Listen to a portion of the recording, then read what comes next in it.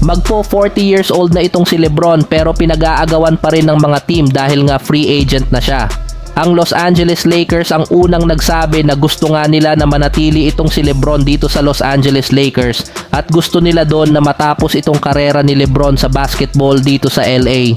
Pero marami kasing nakikipag-agawan dahil andyan ang 76ers na gusto nga din kunin si LeBron at gagawin din ang lahat para daw makuha siya. Ganon din itong Miami Heat mga tropa na gusto ng kanilang may-ari o CEO ng Miami Heat na kunin ulit si LeBron at idagdag nga sa rotation nila sa roster. Pati itong New York Knicks nakikipag-compete nga din dito kay LeBron. Gusto din nilang makuha si LeBron na kahit 40 years old nga daw ay kaya pa rin maglaro at malaki nga daw yung maitutulong niya dito sa team ng New York Knicks.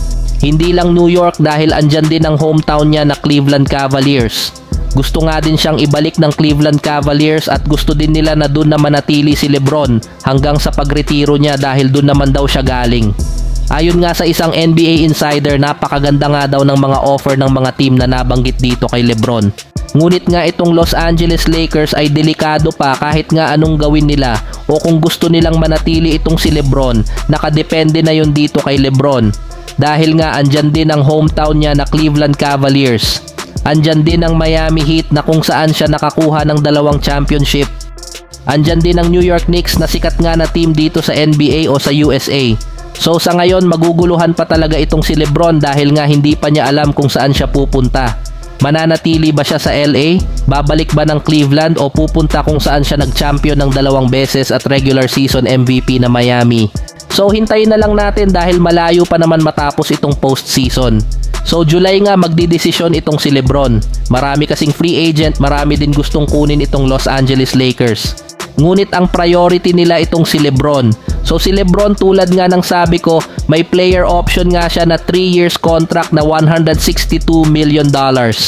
At pwede niyang kunin yung 2 years na merong $102 million kung lilipat siya sa kabilang team. At kung mananatili naman siya sa LA, magkakaroon siya ng $110 million 2 years contract.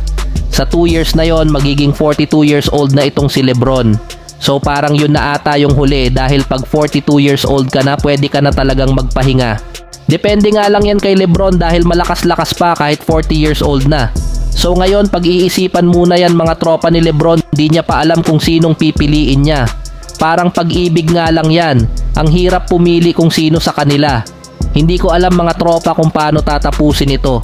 Basta wag mo kalimutan mag-subscribe at mag-follow sa aking channel at paki-like naman ng video. Maraming salamat tropa. Peace out!